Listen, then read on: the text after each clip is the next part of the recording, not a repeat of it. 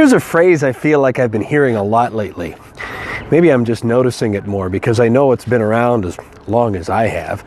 The phrase, I think, is a pretty good temperature check for where our mindset is and the things that we're focused upon.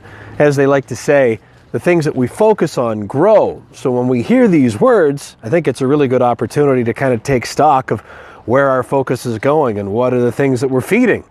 And we can get a real quick idea of that based on how we react to this phrase, which is people these days.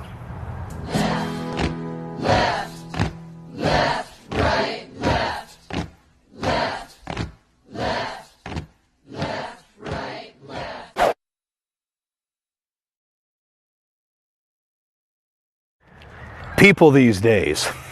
It's a phrase I feel like I've been overhearing a lot. I've probably used it myself more than I care to admit, and probably even more recently than I want to admit.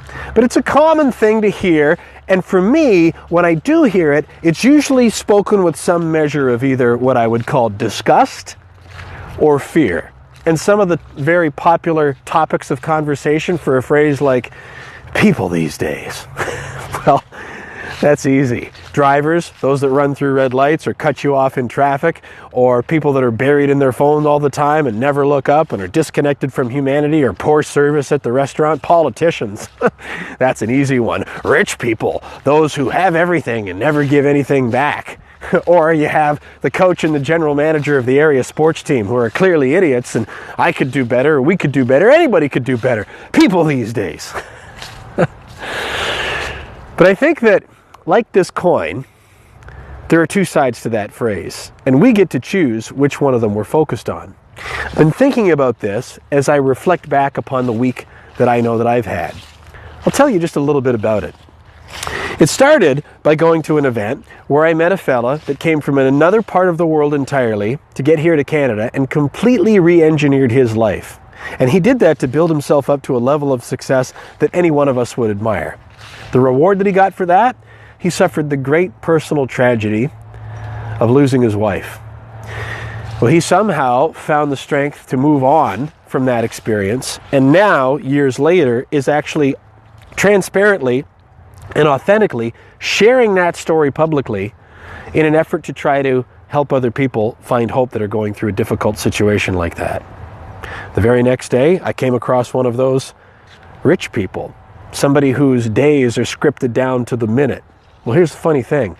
I asked him for some of his time, and he gave it to me.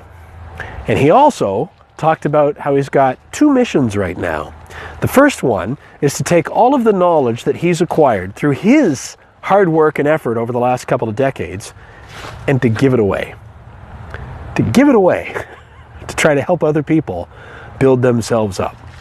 The other mission is to help at-risk teens, because he had a really bumpy ride in his teenage years, and he knows how that can set you up either positively or negatively for the rest of your life, and he wants to do what he can to make a difference. Later that same day, I was in a fast food restaurant, the kind of job that a lot of us joke about.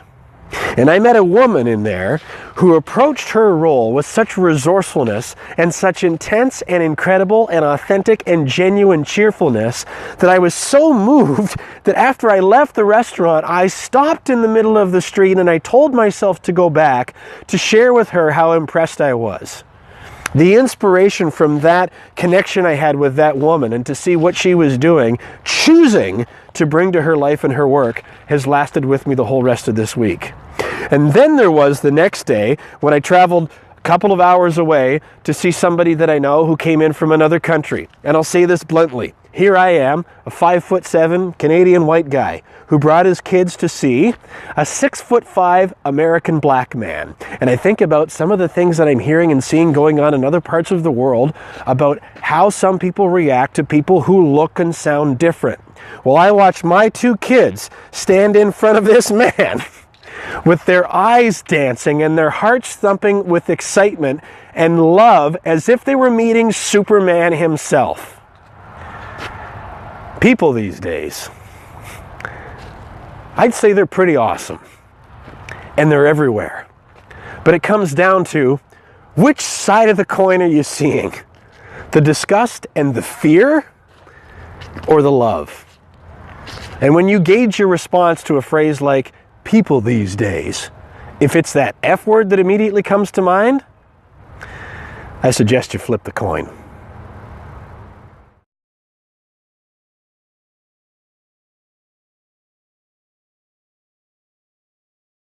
If you like this video, please subscribe so that you can get notified of future videos like this.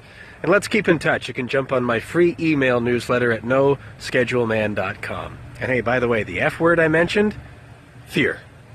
I could have said that better.